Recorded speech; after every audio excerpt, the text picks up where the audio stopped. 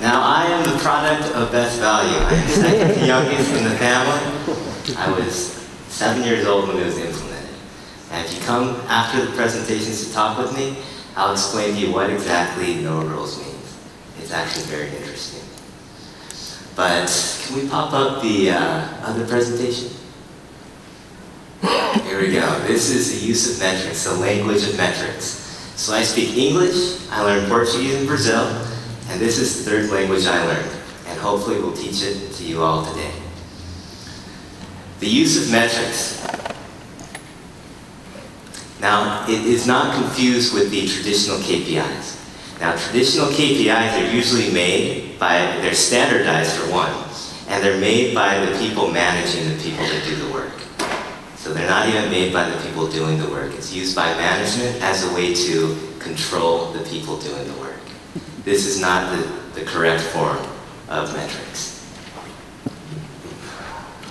The language of metrics is the simplest, most dominant way to communicate an idea. Metrics isn't just a way to show performance.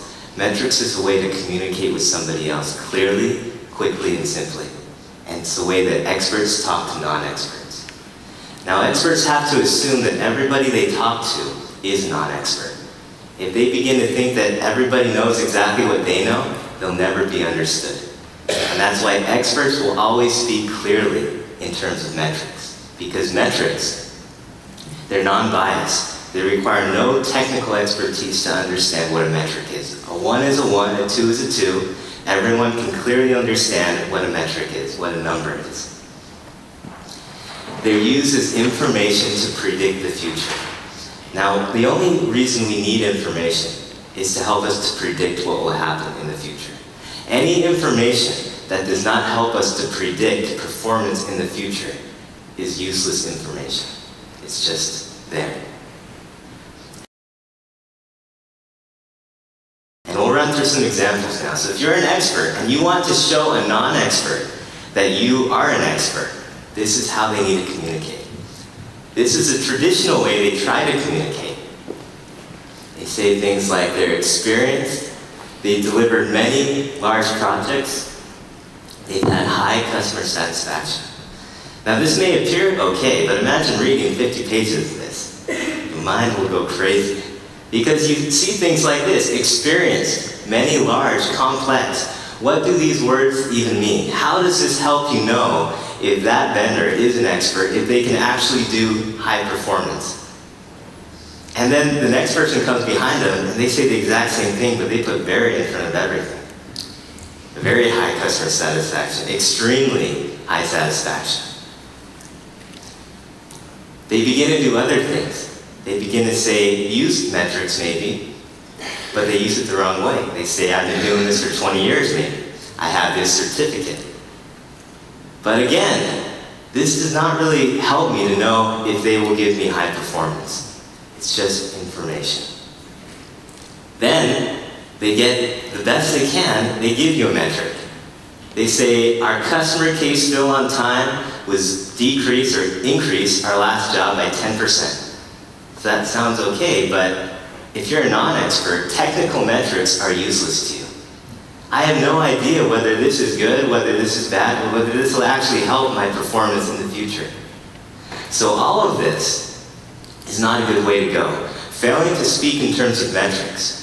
Experts don't understand this, but when you don't speak in terms of metrics, your marketing can be duplicated. Anybody can say what you have said.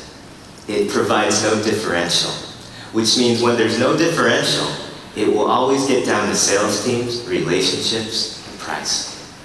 And the use of, or your performance means very little to the clients. This is how experts should be speaking. Instead of saying we have a PM, they say he's experienced with large projects, but this is what that means. He's done 20 projects. This is the average budget. This is the largest budget he's done. Instead of high performing, they say he's had 9.8 satisfaction out of 10. That's the deviation on his projects. This is what high performing is. This is what we think a complex IT project would be. It involves this many interfaces, this many transactions, this many departments. Now, these type of metrics cannot be duplicated. The only way they can be duplicated is if somebody actually has the expertise you have. They do it with risk as well. This is a traditional risk format. They say, we have a critical risk in IT projects. There's a possibility that this could happen. It could have an enormous delay to the project. So immediately, oh, this is important. It's enormous. So let's go to the solution. They say, we do everything possible. We'll do it as soon as possible. They say, we have a very successful company risk methodology, and it's a refined integration process used in all projects. So this sounds really good again. But it has the same problem. What does critical mean? How do I know this is critical? How critical? How enormous is enormous? How soon is soon? And when you get into the project, this becomes a very big problem. What do these words mean? Instead of saying these words, experts will say, I think this is critical because on this amount of percent of projects I've done in the past, it's been a problem. Instead of saying it's an enormous risk, they'll say it usually takes 6 weeks on average for the market to fix it. Now I know how important this is. The solution, as soon as possible, is not a good way to address a risk. You use, in the past 20 projects I implemented this, we have found out 50% sooner than usual. Successful. We've done it on 8 projects that actually had the problem, and sometimes it's between 0 to 1 weeks that we can actually solve your problem. The only person, the expert now, if they give this to the owner can't give this expertise out to anybody. They can't take this risk and give it to everybody. Because the only person that can duplicate this kind of thing is the expert.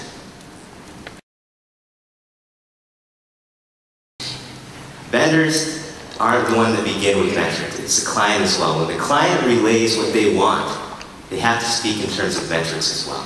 They can't use words like complex or critical. They need to define actually what they want. They need to define in terms of metrics what they want delivered. Now this is important because when it gets to the vendors now, you have a vendor that has nothing, a vendor that has metrics on their company. The vendor that shows metrics on their company, you probably want them above somebody that has nothing. Another vendor comes in and says, not just our company, but this PM that we'll put on the job, he has these metrics. This is even better now, to say, I know now the person I get from the company will be good.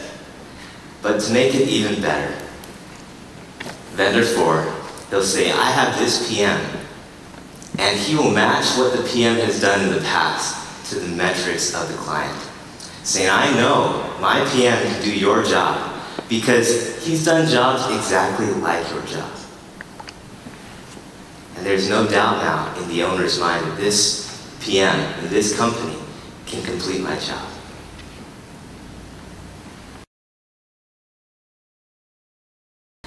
We have a problem in our family. We need a phone plan. Everybody needs a phone plan. We have 5 people who need a phone plan, and it's my job to pick the phone plan. The problem, though, is these phone plans are confusing. You go on each site, they have new deals, new packages. It's hard to compare which is which. And I have all these family members that see these ads, mostly my mother, and she always thinks we're getting the worst deal. She always comes to me, did you see that commercial? Did you check that company? Are you sure this is the best thing we could have got? So I needed a way to quickly show everybody that we have the best deal, and this is the way we should go. And I needed a way, most times experts, they bring options to the client. They say, these are 3 very good options we have. We know you have your own preferences, so we think you should choose. This is not good. The client is not the expert. The expert should be able to see what the client needs and provide the option that best fits the client. They shouldn't provide option to increase decision-making on the client side. This was the same for our family. So this is what I did.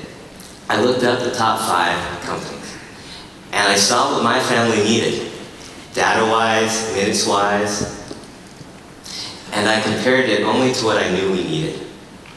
And I compared them side by side. I identified T-Mobile is recommended because it's the cheapest, it satisfies all our needs, and the only downside of T-Mobile is they have a low coverage score. And so they have a low coverage score. To get a higher coverage score, it costs $600 more. The only thing is, our family travels a lot internationally and in-state, and we've never had a problem with coverage. So to pay $600 more to fix a problem that we don't even have is no decision. And so quickly now, everyone, even my mother, can see T-Mobile is the best option. If they want a different one, it either costs more money and it wouldn't do us any good. This is how experts need to bring options up. Use metrics to communicate which way the client should go. In conclusion, though, metrics is the way we communicate. It's the way you should do everything. The client and the vendor, it's the way both parties should communicate. It's the way to simplify things. It's the way that expertise can actually be utilized. So a non-expert can finally understand what an expert is trying to tell them without having to know everything the expert knows. And now, hopefully all of you know one additional language for today. Thank you. Thank you very much.